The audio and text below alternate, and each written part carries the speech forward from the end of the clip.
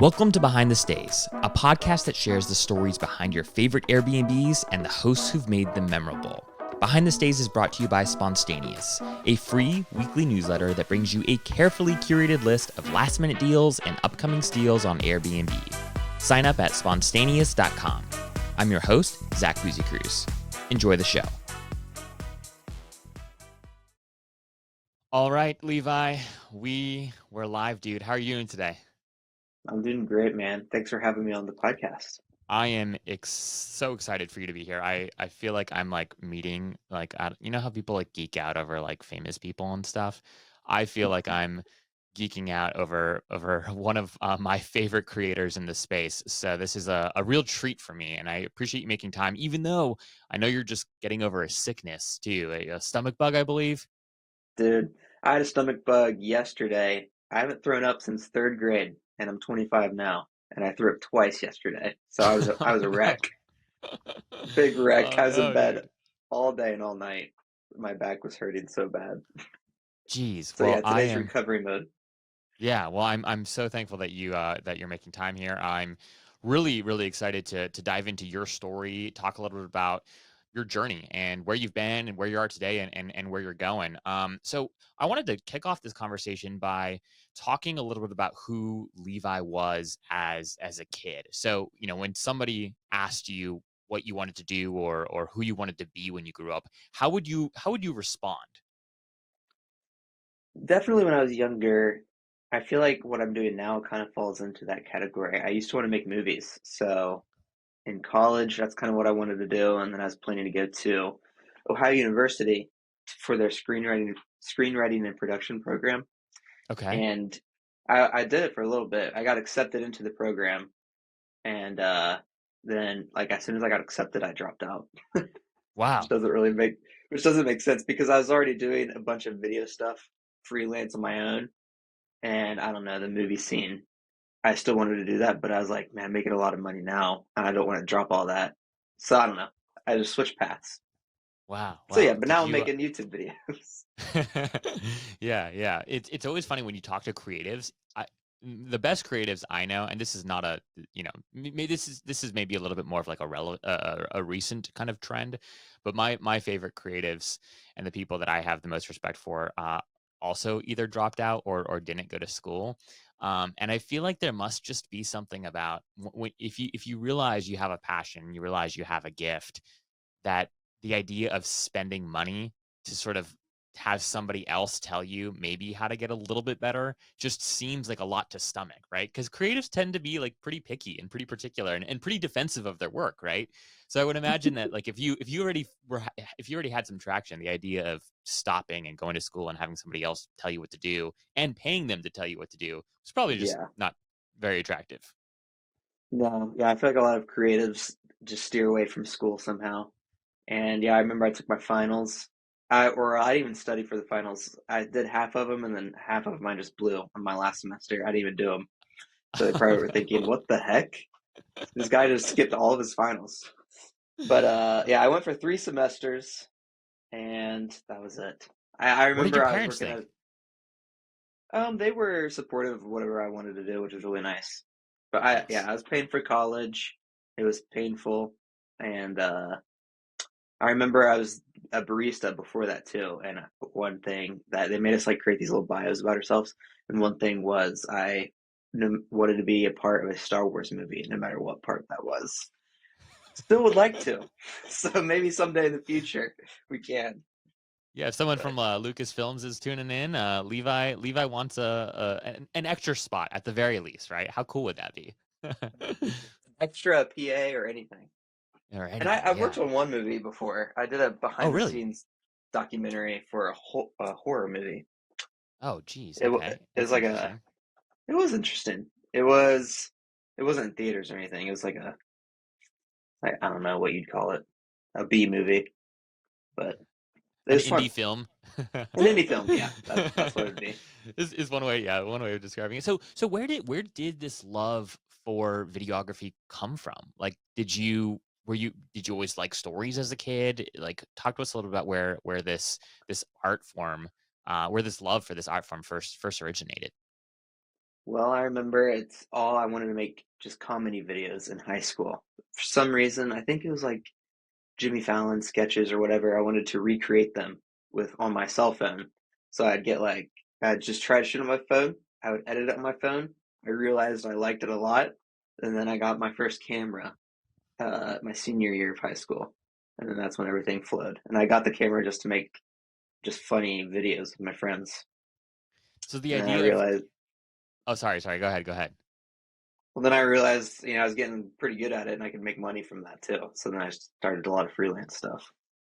Wow, amazing. And so the idea at the time wasn't necessarily like, hey, I want to go and produce these highly edited, like beautiful videos. It was really just I want to mess around, have some fun, get some laughs from my friends, and that's where the love of video started. And talk to us a Yeah, little bit about like what like period of time this was. So was this when like you could like edit movie? Were you using like iMovie on your phone, or like what? How were you editing these movies initially?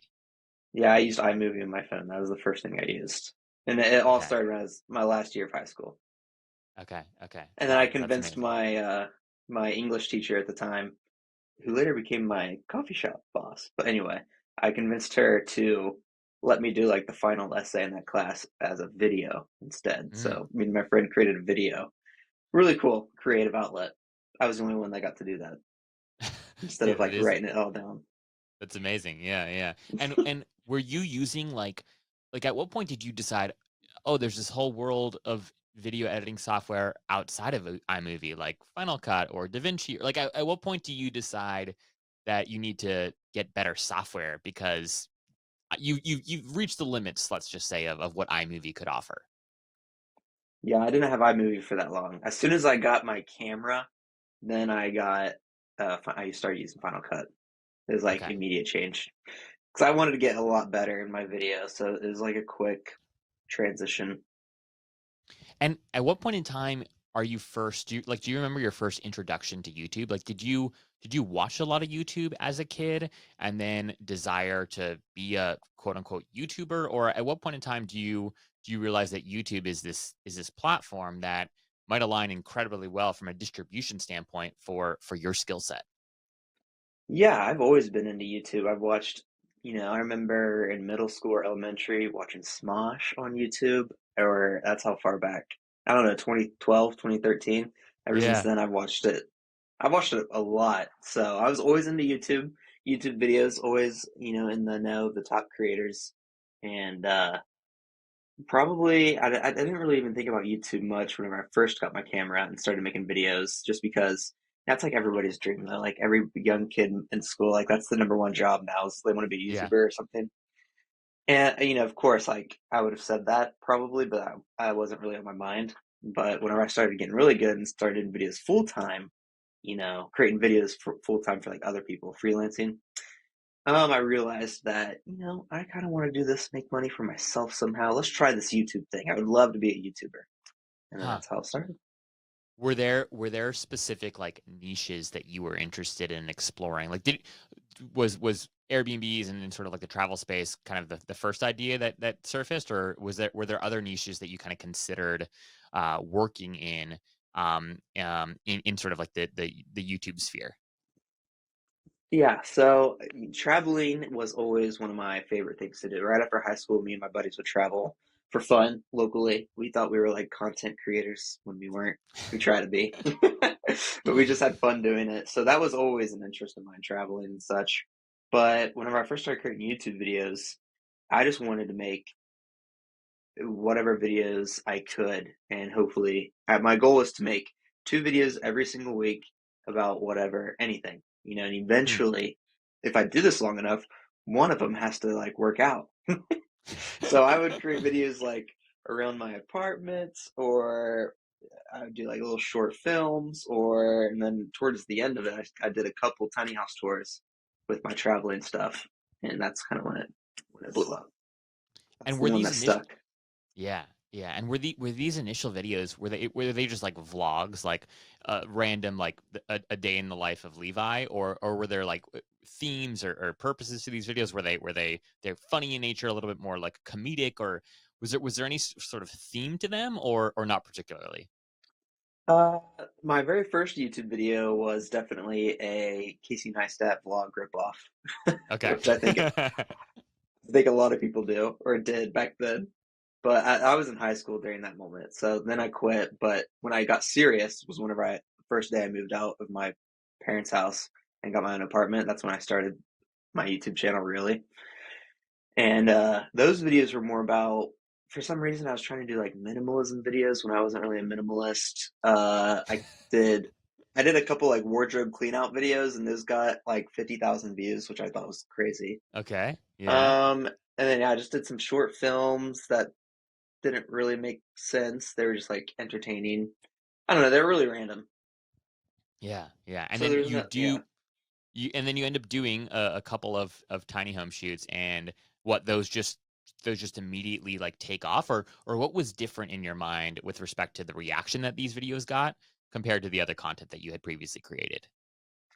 Yeah, so I did two tiny house tours and first. Those ones didn't do well at all. My first one Okay. though, I was with my friend and I remember telling him that, man, this is like a whole new niche on YouTube or like a job. People could be touring these short-term rentals full time on YouTube and like that would be a new unlocked category. So I knew other people were making like tiny house tours, but it was never Airbnb specific. So I remember telling him that. And then my third video was a shipping container tour, and Okay. that one blew up. It has like millions of views now, but it blew up because man, I got really blessed. You know, Jaden Smith, Will Smith's son, he tweeted Yeah. out the video link randomly, like 2 weeks after I uploaded it. He just No tweeted way. out the link. Yeah, he tweeted out the link, and then I woke up and I got a message from somebody random. He's like, "Dude, I just saw Jaden retweet your video. Very cool." I was like, "Dude, who's Jaden?" And then I looked at it. I was like, "Oh my god!" I woke up to like 50,000 views. I was like, Wow. "There we go." Wow. And then it like got in the YouTube algorithm, and it just rolled on from there. So that was my big break. I gained like a bunch of like 30,000 subscribers within a couple of weeks there. Then I realized, well, now I just got to keep making these like tour videos. And the ones I uploaded after that, they just all did really well too for, a period of time. So it really grew Wow. my channel. Very, very Have you been blessed. able to like thank Jaden? Like, have you been able to like connect with them at all and be like, hey guys, do you know that in part the reason I got my start was because of your tweet? Like that Yeah, would be I so cool if you messaged could. him. Okay, okay. Any So maybe response he'll, or no, no. okay? I don't know. And it's so random because I looked at his like pages and he followed other containers and like tiny house accounts. So it must have been like something he's interested in. But for him to Yeah, retweet my video was didn't make any sense because I had like 600 views yeah, and I only yeah. had like 800 subscribers at the time. So Was that I mean it must have been right, like it must have been the quality of the shoot then, right? So like what when you look back at that now, you probably cringe knowing what yeah, you know today and what you built today. But like, hey, maybe at the time, right, compared to the other container homes that he was looking at, like there was something special about the way that you shot and or edited this video. yeah, maybe that one at the time was one of the coolest shipping container homes you could find at that time. So that might have been a reason too. I Wow. don't So know okay, though. so he tweets you out. He retweets your video. You get all this traction, and then like, do you remember like waking up that day, and was it sort of that day that you were like, "Whoa, I need to do this"? Like, were you convicted that there was something here, or was it still like, "Oh, maybe this was just kind of like a one off sort of like random thing. I should I still need some time to think about exactly how I want to carve my niche in the YouTube space." No, it was right then and there. I was like, all of my following knows this one video, so I gotta upload more videos that they might want to watch. So I cut it right there and was like looking on Airbnb, what can I do next? Where can I go Yeah. next? And it didn't And actually so at first, sorry. go ahead, go ahead, go ahead. At first it didn't blow up like immediately. I was kind of disappointed. It took like the first week or two, maybe got like 50,000 views, and that was it. But then it rolled into the algorithm, and then I got monetized from that video, and I saw the money coming in. I was like, this is it. Parents, look at this. Yeah. Yeah, yeah. I didn't go to college. I'm not only am I not in debt, but I'm actually making money doing what I love. Like that's the Yeah. dream. Yes. I was like, holy crap. finally I got monetized because it's kind of like a hard threshold to get monetized. Yeah, which I feel like a lot of people don't know, and or a lot of people, I think it maybe there's a little bit more transparency around it now than there was, several years ago. But even today, it's hard to do, right? I feel like Yeah. all these platforms are battling for creator time though, and whatnot. And from my understanding, YouTube has like pretty remarkable terms, even today for creators as opposed to some of the other platforms. But dude, talk to us about do you after this video goes viral, right, and your subscribers start rolling in and get us into YouTube's algorithm and whatnot, are you then going and like reaching out to all these Airbnb hosts? Like were people like immediately DMing you and contacting you, or how did that, like, what were the early days like? Yeah. No, no DMs or anything from anybody. After that, I just paid for some trips myself. I did a couple random ones in South Carolina and such, and then I did a trip to New York. And I remember that was like my biggest trip. I had like 4 or 5 planned on that trip to shoot, but I just booked them all on Airbnb, and I didn't even tell the people I was filming them. So I was like, well, if this trip can pay for itself on YouTube, then I will 100% keep doing this. And because it was a lot of money to me at the time, it was like a Yeah, of thousand, course. like $1 or $2,000 for that trip. So I was like, dang, this better make its money back, and it did. I was like, there we go. Wow. So and then I might have done the bookings a little bit more after that, but when I realized I had a good portfolio, good subscriber base, I would reach out and be like, hey, can I get a free night for this video? And And in the would you beginning, what? Oh, sorry, I was just gonna say, and would you go, was it always just like one night? Like, were you able to shoot everything that you needed in just like that night? Yeah, it's Wow, still just dude, that's one night. stressful.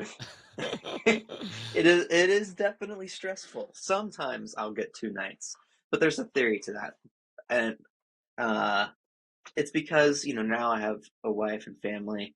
If I'm gone 2 nights every single time, then that's 104 nights I'm gone a year, and Jeez. instead of just 52, since I post once a Yeah. week. Since right now my wife and kid don't come with me, so I just try to, you know, keep the time away as short as I can. If they come before we had our son Weston, Savannah and I, my wife's plan was to travel full time on Airbnb. Like I would ask for a couple more nights because I know I could. Sometimes they offer me a lot of nights, and I just like, no, I just want one, and they think I'm crazy. Yeah.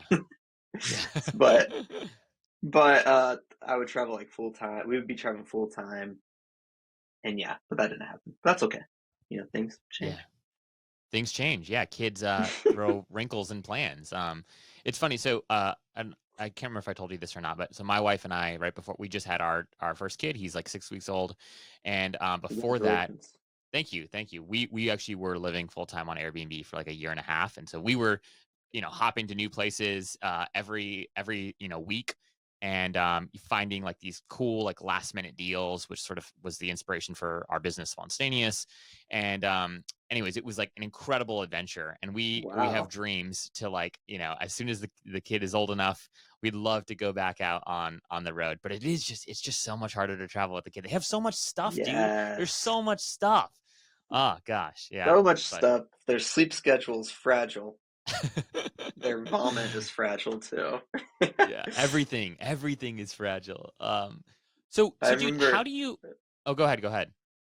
I remember one time I brought them with me because we wanted to try it, but it was a tiny house and it was just so tiny. No matter where they were just like in my way. So they had to sit in the bathroom for like an hour, and I felt so bad as I was like filming everything. I was like, no Dude. way, can't do this again. Yeah, yeah. Oh, that Yeah. is tough, man. Yeah. I was gonna ask about that. I was gonna ask about how, like, yeah, how you work that out. Because you're like, you can't touch this. Don't mess this up, man. Like, no, he just vomited all over the green velvet couch. Like, no. It'd be Uh, horrible. yeah. So how do you decide like where to stay now? So obviously, like, at first you're DMing people, right? And or you're reaching out, people are giving you these free one night stays. Were you charging at initially too for that, like for your time, or was it really just a stay swap because you were able to monetize on YouTube? It's just a stay swap because I can Okay. monetize on YouTube. That keeps things. I know, people have called me nuts for not charging, and I've had people anyway, yeah, it's just a stay swap for now, Yeah, yeah. but it So works because it keeps still today, it's still a stay swap. Even though you are who you are today, it's you don't charge people. correct. Wow. Because surprisingly, a lot of people still say no, or they just don't even like get back with me. So in my, Okay. especially in the beginning, it's probably like 50-50 people would say no. But now it's a lot more than that. But it's like to me, I just need to stay no matter what because I'll make money from the stay. So that's why Yeah. I don't want to ask for money. But I definitely could. It keeps things a lot simpler if I don't. It's just more of like a Yeah. DM relationship, basically. y- Yeah. Yeah. You don't have to worry about like, pleasing your client, right? And Exactly. It's not that's what I want tough, to dude. do. You spend a lot of time. Yeah, if people are paying for something, their expectation, oh, Levi, can you do this instead? Or, I don't think you Yes. snapped enough footage of like this couch. This couch has been in my family for generations. Or like we spent thousands of dollars on this blanket ladder. Like why didn't you shoot it? Yes. Yes. That's probably the number one reason is that there's just no expectations if there's no money. And it's Yeah, yeah. I'll do whatever I can to keep my life simpler. Dude, I like that. I love that. That's a really good way of thinking about like how to live.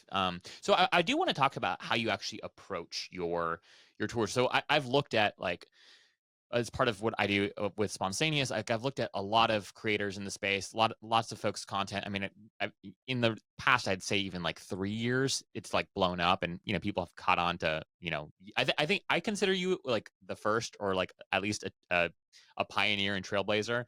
I haven't been in the industry long enough to know if that is true, but I think you were one of the first people to like really make this a thing, if not the first person to make it a thing. And so I'm curious, like how do you approach your shoots, because the quality, dude, is just remarkable. And like I literally last night in preparing for this interview, I watched like 4 of your videos, and I was just like, again, like amazed by how you're able to tell these stories, shoot what you shoot, and to find out that you still only do this and most of the time for in like a day is just absolutely impressive. So talk to us a little bit about how you approach the shoot from a creative standpoint. Which ones did you watch? I watched the container, the like stacked container. It was almost like a like three containers stacked on top of each other. I watched the cave one. I watched The the cave one.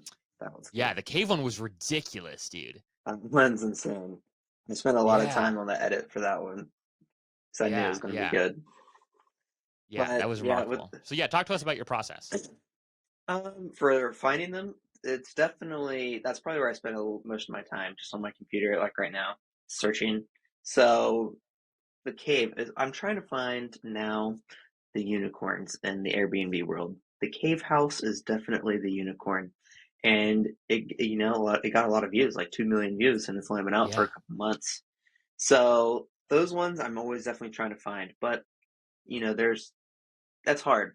I try to find, first off, if I find one I like, I'm going to find other ones in that area that I try to like as well. So if I make a trip, like I was just in Washington and I did 5 out there and they're all kind of close together. So yeah, that saves me money on like flights and stuff like that. So sometimes I'll do like up to 10 if it's crazy, or I'll do a little bit less, but I'll just try to find a bunch in an area that I like.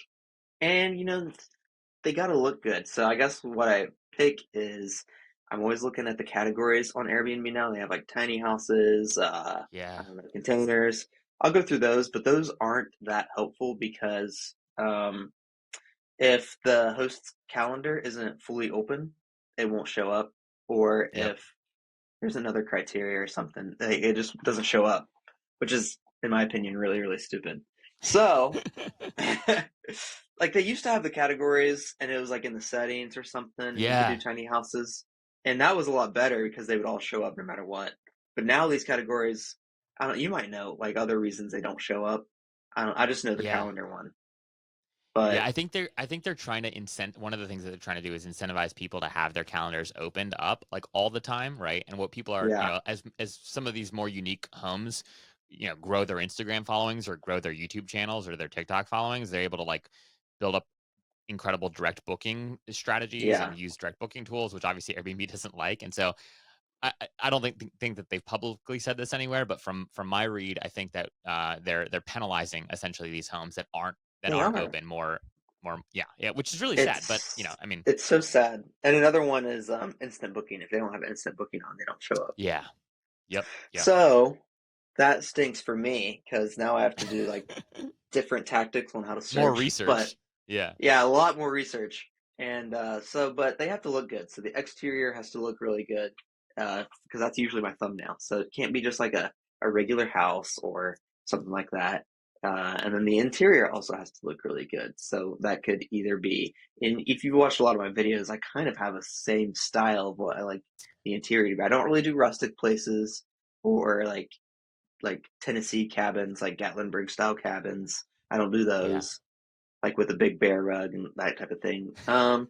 So Or like what's the steed? Like I feel like there's all these hosts that have like this. It's like from Target. It's like this steed, like this photo of like a steed. I don't know if you've seen this, but like it is in like yes, every other like Airbnb has like this steed, and I don't know where that yes, steed must have shown up on some sort of influencer's like channel or something, but like everybody has that.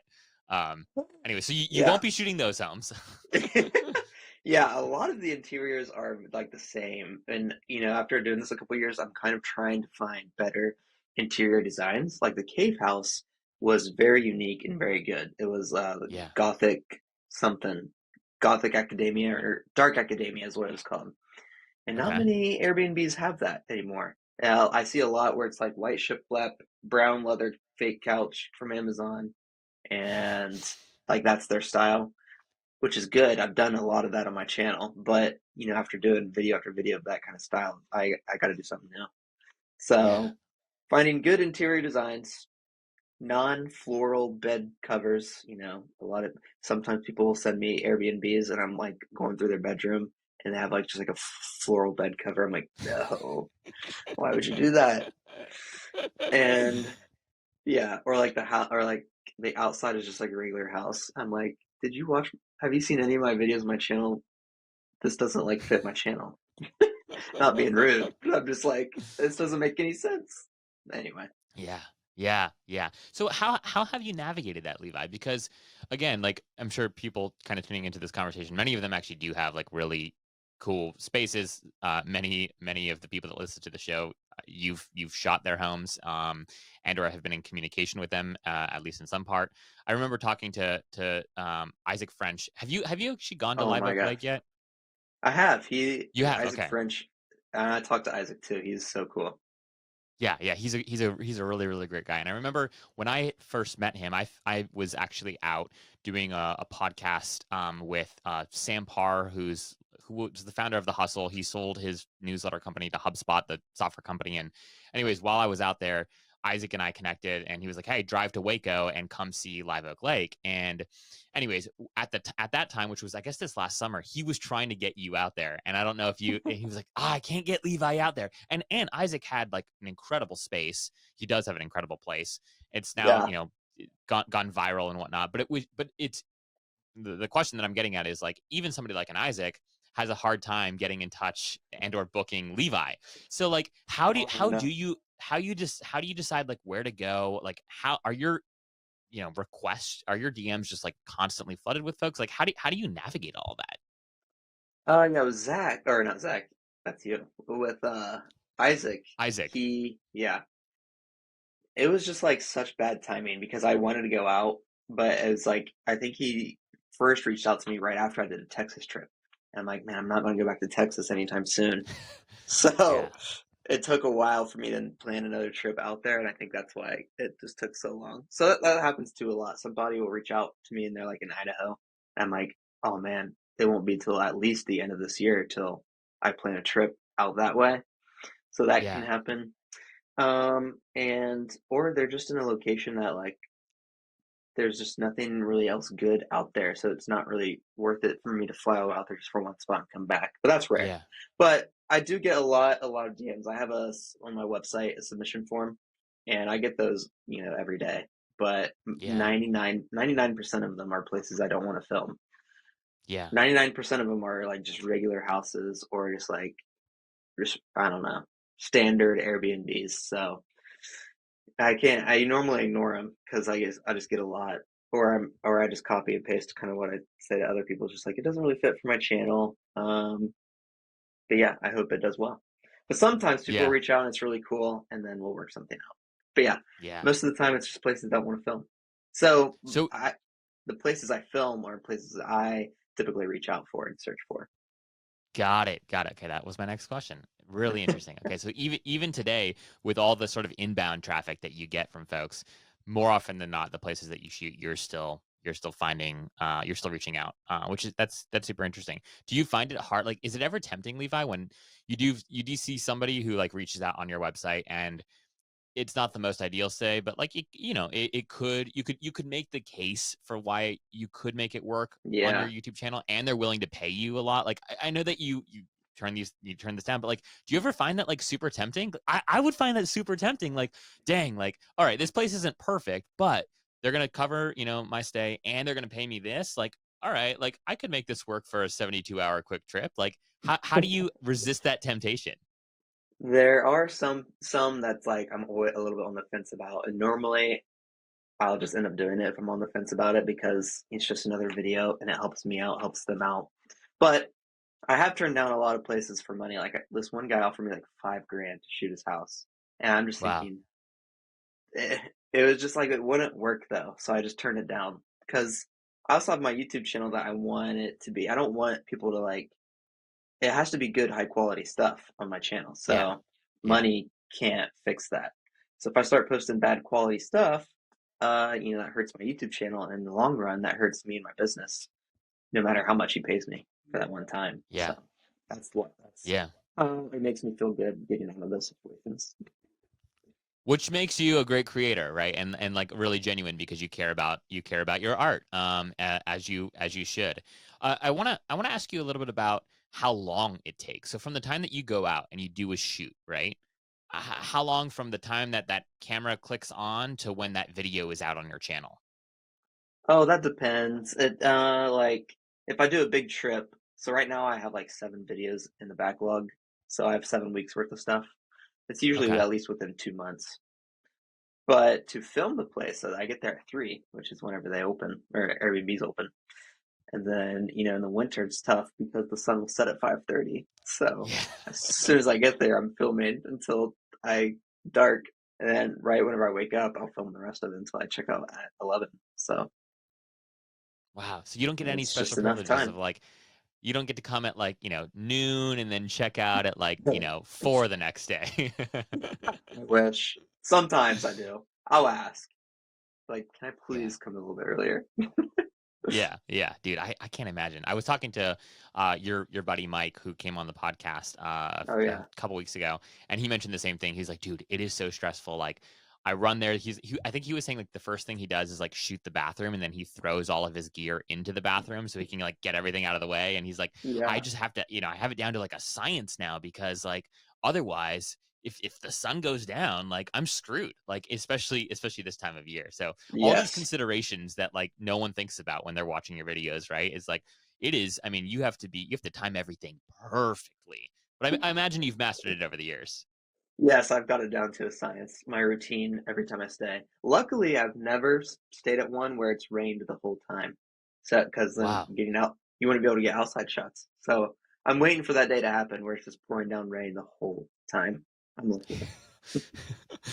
On that note, dude, have you had a shoot that's just gone like terribly? And if so, like what happened? Even if it wasn't rain. Oh, terribly. I did have one where so we don't book through Airbnb, and normally I'll just get the check-in stuff through email or text or whatever. I was heading to this place, and it was that morning. So I'm like, "Hey, dude, can I have the check-in info?" I don't hear from him ever again, and I get abandoned that night. And he actually texts me the next morning. He's like, "Oh, sorry, you should have messaged me earlier." And then that was it. I was like, so I had to stay somewhere completely random that night, and that was bad. But never at the shoot. The shoot's always been good. Sometimes it's a little bit lackluster. I don't want to say. I don't know. Like I get there, but I'm like, oh man, they could have cleaned a little bit better. But that Yeah, doesn't yeah. affect the video, I guess. You've never had to like clean up or like fluff the pillows that it like looks better. No, no, surprisingly not. That's good. One of my very first videos I did, it was like this mansion looking place in Indiana. It was like probably my second or third video. And I get there, and I'm pretty sure that place was used as like a frat party house. The whole place Oh, was destroyed. Furniture was oh, everywhere. The grass hasn't been cut like all summer. It was like up to my knees. It was gross. jeez. And I just turned that video into like me roasting the place. And that was fun. Oh, dude. Oh, yeah. That's embarrassing. That's really tough. I don't think I, they've I ever known I made that video. Yeah, yeah. Well, hopefully not. I I am curious, like if I've talked to some folks on this podcast, like Jamie Jenkins, who she's from Hocking Hills. She's creator of like Ecolux rentals, and I know that you've shot like the Carpenter's Cabin, which is a property of hers, and she just launched like Hmm. a new cabin called like the Glow Cabin, I think it's called. Hmm. Um, anyways, I was on an interview with her and I didn't know this before the interview. And during the interview, she's like, yeah, like I launched the Carpenter's Cabin and somehow either connected with, I don't know if she reached out or you reached out. But she credits sort of like the big success of not just her initial cabin, but like her portfolio to a video that you made for her. And so I'm That's curious, good. like what do you hear other like how often do you hear stories from hosts that say, oh my gosh, Levi, like because of your video, right, I'm booked out. Like is there any sort of way that you're able to attribute or they're able to attribute sort of like the return on investment of like it's minimal because it's a one night stay that they're giving you, right? Because Yeah. you're not actually charging them, but like is there any way for them to kind of track sort of the impact that your videos have had that you've heard even anecdotally from people? Well, that's good to hear from Jamie. I did not know that. So that video did really well too, and her glow cabin video I just uploaded did really well. But I've had a couple hosts reach back out and say how much it's impacted their bookings and stuff. But there's no way to like directly tell. Like, Yeah, especially on my end, I just do a link for the Airbnb and I can track how many clicks that Airbnb link gets. So I can just track how many people visit their page from my video, but they might not book for a year, or they might yeah, save the spot, or I don't know. It's tough. So the only way they would know is if the people booking said something, or if the exactly. day I post it. Usually, the day I post it isn't the most viewed day, so it's usually within like the first week or two. It gets like steady views. So if they get a lot more bookings than normal in the first 2 weeks, that might be an indicator. But Yeah, also, from my experience, people don't book as soon as they find the place. Like I just released my Airbnb, and I didn't get bookings for like the first couple days, yeah, yeah. the video and stuff. So I don't know. It's hard to track, which is kind of It it's sad. is. Do you ever But work with hosts like direct booking sites? Like, do they ever ask you, "Hey, Levi, can you like drop this link as opposed to like our Airbnb listing?" yep, yeah. So like the Dunlap Hollow people, like the Cave House, that's direct Ah, yeah, booking link. But I do the same thing. I'll just track how many people click on it. yeah, yeah, yeah. That's tough. So I guess they could Yeah, it'd see be how interesting. much traffic they get on their website. They get from yeah from that link, or if they gave you like a custom tracking URL, they could track it. Yeah. But yeah, that's a lot of work. Super Or on interesting. my Instagram, I'll track how many followers. Like I'll see how many followers they have before I post, and then I'll see Yeah, afterwards. And sometimes I get thousands of followers from my post, which is always nice. So that's a yeah, little small tactic I use to track. yeah, yeah. That's remarkable, dude. So you are also the host of the show, Tiny B&B on the Design Network. Yeah. How did that come to be, dude? Like, what's the story there? They reached out pretty early on in my YouTube channel. I was really surprised. I thought they were like fake at first. I declined. I'm like, no. And they came back to me with like a higher offer and like were begging, not begging me, but they really wanted me to do it. So I was like, okay, I'll try it. And the deal was really good on my end. It was just my YouTube videos, I'd re-edit them for their format, and then they would be posted on Okay. the Design Network on the Roku channel. So it was really easy for me, and they liked it too. That's how that came to Wow. be. Wow. And we've done like 3 seasons, which is like, oh man, I don't know, 10 or 12 episodes a season. But it's just my YouTube videos kind of re-edited for a 13-minute episode, two Yeah, 13-minute dude, episodes that's or whatever.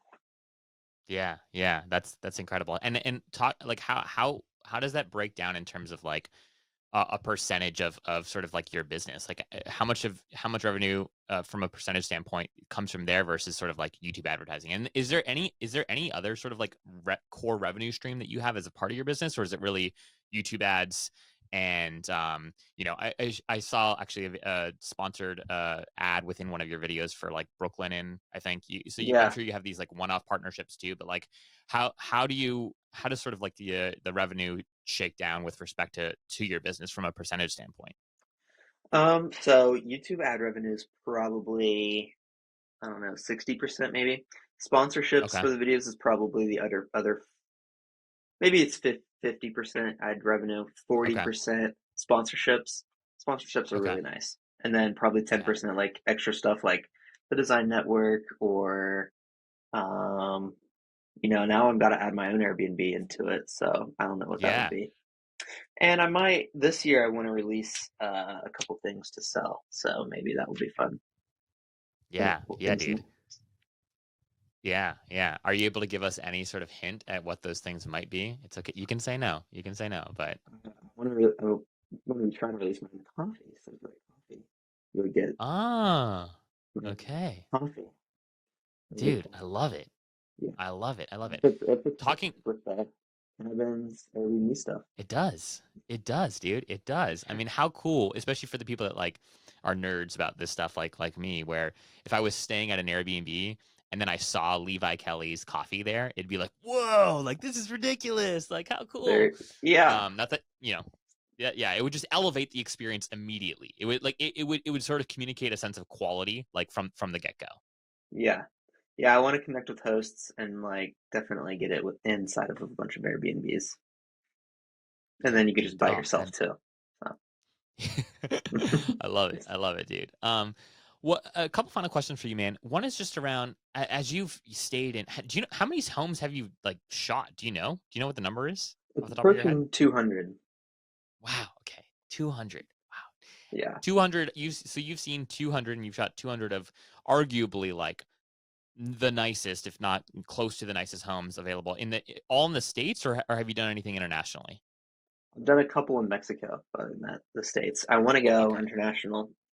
I had plans but to go international before COVID hit, but Ah, yeah. Jeez, dude, that sucks. I'd like to hit Um, Canada this summer and then eventually Europe, of course. Yeah, yeah, dude. Wow, there's some incredible stays in Canada that are totally up your alley. So, Yeah. um, I don't know. Have you seen like the Fort Treehouse before? Fort Tree. Where is it? It's in Canada. I wish I feel like such an American when everyone's like, "Where?" I'm like, "In Canada." I don't know. Like, I think I want to say Ontario, which is still Probably a not. huge province. It's called the Fort Treehouse. They went like they literally like went to Yes. school, learned how to build these crazy cool tree houses, and they've Cam and Lauren are their names. Cam and Lauren Greenwood. Anyways, Okay. they've been on this podcast, and their place is just absolutely remarkable. Yeah. And I feel like totally up your alley. So, and they're trying to do some cool things too. Yeah, I just looked them up. I have seen them before. It does look like something Yeah. I'd go film. I like the wood and the shape exterior. See, this is something that looks really good on the outside. It's just so eye-catching. Yeah, yeah, this would be something I want. Yeah, yeah, cool, man. Well, uh, my question for you was, in light of staying in all these remarkable places, like what sort of promotional tips or marketing like tips do you have for folks who are tuning into this podcast? Again, most of the people that are listening to this podcast are building really cool brands around their short-term rentals, and or they're building a collection of short-term rentals. Some aren't building anything yet, but want to build something. So, what sort of like what are like Levi Kelly's top two or three pieces of advice for how to market and or promote your stay? How to market my top three advices would be one, if you don't have professional photos taken of your stay, get professional photos taken. Invite some influencers, search up some that you think would be good fit for you and your page. If they get good engagement, then that's what you like to see. I'm sure people get a lot of influencers in quotations reaching out to them. and they're just like questioning about it. Like, I don't know if I should do this. Always look at their engagement. How many likes, how many comments, how many followers do they have? If they have a bunch of followers but like no engagement, then yeah, stay away from them. But if Yeah. they get, if they get a bunch of engagement, that means people are going to be clicking on whatever they post. So if they post about your stay, they're going to click on it and check it out. So, from Jamie Jenkins, she said that she got a ton of bookings from my video. That's just proof right there that influencers are very, very valuable, especially in Yeah. getting your Airbnb known, because that's kind of tough. I was thinking to myself, I'm like, man, I've uploaded my Airbnb. If I didn't have my channel, I'd be like, how in the world would I get people to see this? Yeah. Because there's just so much out there. So, get help doing that. Number two, this one is really important, I think, is elevating the Airbnb experience. So I Mm. just stayed at this one place called the Littlefoot Cabin or Lightfoot Cabin in California. Whenever I got there, they didn't advertise this at all, which I don't know if that's good or bad. But whenever I got there, I had to do like this clue solving trail thing. So I'd get a clue and then I'd go somewhere else in Ah. the house, get a clue, go somewhere else, and it led to a hidden bookcase door that led to the basement theater room, and that none of that was Jeez. advertised in there. I didn't even know that it was a thing. They didn't even advertise it in the Airbnb, but that things like that elevate the experience so much more compared to other Airbnbs because the guests are going to be talking about that forever. They're going to tell all their friends. They're going to like want to come back or whatever and suggest that place to other people because it was just special. So Yeah. if hosts can think of something special to do, it doesn't have to be some super elaborate, hidden bookcase doorway to a theater room. But just something like that, I think helps and it goes a long way because Yeah. the people that stay at your cabin are your advertisers too. Yeah. Yeah. That's amazing. I have to go check this out. This sounds like unreal. And totally It's aligns with cool. some of the things that I've been hearing a lot of people talk about too recently, especially for those who might not have like the most incredibly, beautiful sort of stay or the most incredibly unique stay, but it's like something like that. Anyone could find a way to do a version of that, like Yeah, gamify sort of the experience slightly, even if you have like an average place, right? This is yeah. a really cool way to elevate the guest experience.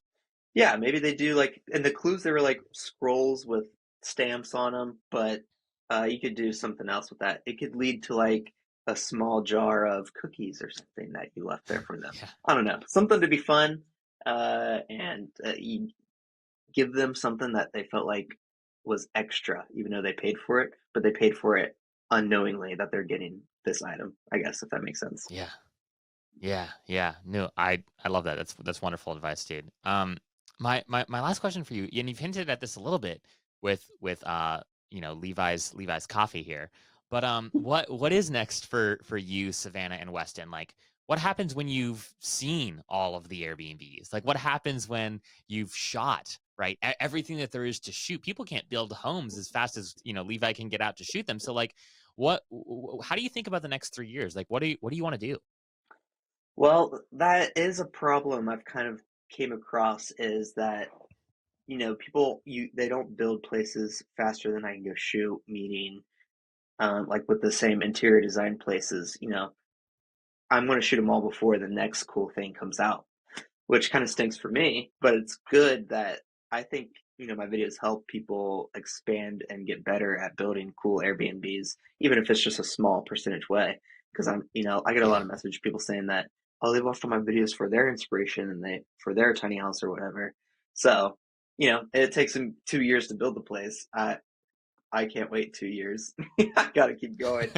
But I don't know if I'll ever run out of places. Some areas I've definitely run out of, and I probably won't be back for a long time, which I don't know.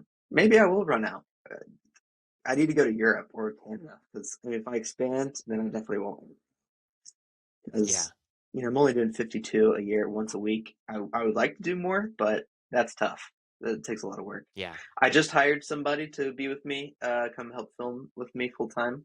But Nice. before before all this, it was just me editing, planning, filming. But now he's going to come and film with me, which I think will make. I want to make this year just the videos better. instead of Hmm. what they've been.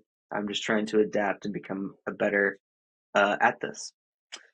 Yeah. And what else? I got my own Airbnb this year. We just opened our first guest stay this weekend, actually. So Yes. that'll be fun. Congratulations. It Thank looks you. awesome. And you guys built it. It's like a container home, right? And you guys built it yourself. It's a tiny house on wheels, but we took it A off the tiny house on wheels. wheels. Okay. Yeah, we just Okay. took it off the wheels and put it on the foundation, and we remodeled it. It wasn't the original plan with what we wanted to do on our property, but the opportunity came up to buy that tiny house. Came up for sale like a couple miles down the road, and we're like, Wow. this is going to be easier than building probably, so we'll just try it out. And I Yeah. know it's not the most crazy. Like it was kind of nerve wracking before I did it because everybody comment like, "Oh, you're gonna have like the coolest thing ever because you've seen all these cool places." I'm like, Yeah. "Oh man, don't get your hopes up." I mean, we made the inside really beautiful, and it's on 6 acres Yeah. of property with a pond. But it's not it's not a cave house or anything. So we did what we could. Hey, one We step at a did it, time. Yeah. yeah, one step at a Yeah. time. Yeah. We just wanted a nice place for people around the area to escape from, and yeah, we did it all ourselves as learning. I wanted to do it all myself. I wanted to become self-titled myself a professional homeowner, learning Oh, there everything. you go. So, Dude, that is amazing. That is amazing. Well, I am so thankful for your time, man. And really, honestly, I'm thankful for your time. I'm more thankful for everything that you've done for this industry. I think you've carved a path for so many other folks, so many other creators to, quite frankly, be able to, have careers, work for themselves. Like people being like, hey, like I'm the next Levi Kelly, or hey, I could do this like Levi. Like maybe Levi won't come to your home, I will, right? Like you've enabled, right, this whole category of new creator to be born. And so thank you for that, number one. And number two, just thank you, I think, for just elevating the space like as a whole. I think you've inspired, your DMs are probably full of people who've said, hey, you've inspired me to build my own thing, right? Or you've inspired me to, instead of going and investing in sort of these couple of more traditional spaces, I'm going to take this money and I'm going to create something from scratch and make it insta worthy, right? Or make it YouTube worthy, make it yeah, Levi worthy. there we And I go. think that's just such a cool accomplishment. You're still so early on in your career here, and I can't wait to see what you continue to do. So, thanks for doing what you do, and thanks for coming on today. Thanks a lot, man, and thanks for having me. All Well, right.